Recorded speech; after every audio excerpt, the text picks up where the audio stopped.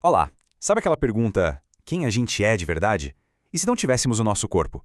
É uma questão que, olha, existe há muito, muito tempo, e hoje a gente vai mergulhar numa perspectiva bem antiga para tentar entender isso. Vamos lá? Vamos pensar um pouco. Se a forma física de alguém simplesmente desaparecesse, o que sobraria? A essência da pessoa, as memórias, a personalidade?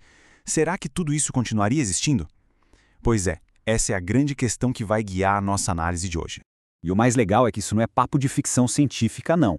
A nossa fonte de hoje se baseia num texto bem antigo, a Bíblia, e usa dois estudos de caso bem famosos para construir um argumento, e olha, é um argumento surpreendente sobre o que é a identidade de uma pessoa. Então vamos lá, a nossa primeira parada nos leva para uma noite bem sombria, uma história cheia de drama, sabe? Envolve um rei em pânico, uma consulta que era proibida e um visitante bem inesperado do além. A situação era a seguinte, olha só. O rei Saul estava prestes a entrar numa batalha que parecia perdida. Completamente desesperado, sentindo que Deus tinha, virado as costas para ele, ele toma uma atitude bem drástica. Ele vai atrás de uma médium para tentar um último conselho do seu antigo mentor, o profeta Samuel, que, detalhe, já tinha morrido. E é aqui que a coisa fica interessante. Surge a grande dúvida, né? Aquela aparição que se manifestou era mesmo o profeta Samuel? Ou seria, sei lá, algum tipo de truque, uma imitação? Bem, o interessante é que existem duas interpretações para isso. De um lado tem a visão mais cética, que diz o seguinte: como era uma médium, ela teria invocado um espírito familiar, uma entidade que engana, que só fingiu ser o Samuel. Mas, por outro lado, o argumento da nossa fonte é bem direto. Ele aponta que o texto bíblico diz várias vezes que a figura que apareceu era, sim, o próprio Samuel. E essa citação aqui é a peça-chave do argumento, sabe? Repara que o texto não fala o Espírito disse, ou a aparição falou. Não, ele coloca as palavras na boca de Samuel. A figura fala com uma autoridade, com um conhecimento que só o verdadeiro profeta teria. Então o ponto principal é esse. A figura que apareceu ali não era só uma imagem, uma casca vazia. Pelo contrário, ela se lembrava de conversas antigas com o Saul, tinha a mesma personalidade forte do Samuel e ainda por cima fez uma profecia bem detalhada sobre a morte do rei, que, aliás, aconteceu no dia seguinte. Todos os sinais, todos apontavam para uma identidade completa, que estava ali, intacta. Ou seja, a conclusão que se tira desse primeiro caso é bem direta. Samuel, a pessoa, com tudo aquilo que fazia dele, ele mesmo continuou existindo mesmo depois da morte do corpo. A identidade dele não estava presa na matéria, na forma física.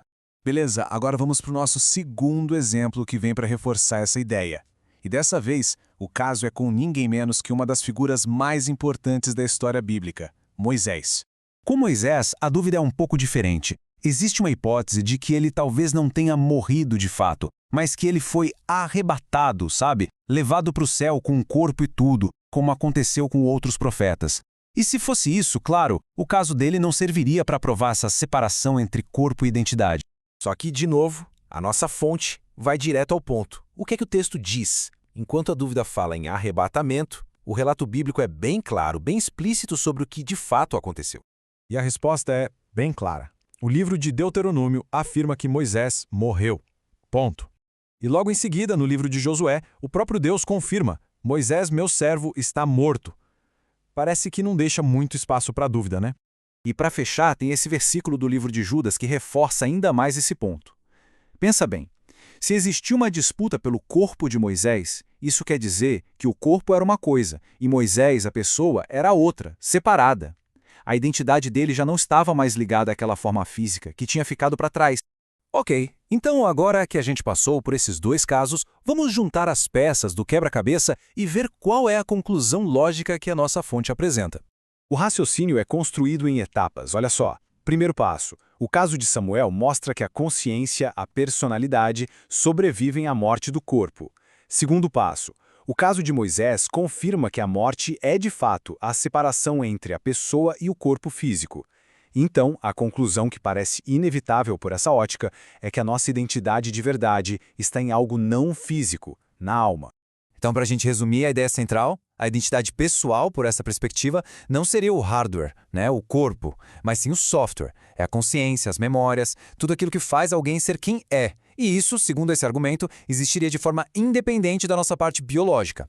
E tudo isso nos deixa com uma pergunta para pensar. Se a identidade essencial de uma pessoa não está no corpo, o que isso muda no jeito que a gente vive? No jeito que a gente valoriza as outras pessoas e em como encaramos a vida e a morte? É uma ideia bem poderosa, né? Com umas implicações bem profundas.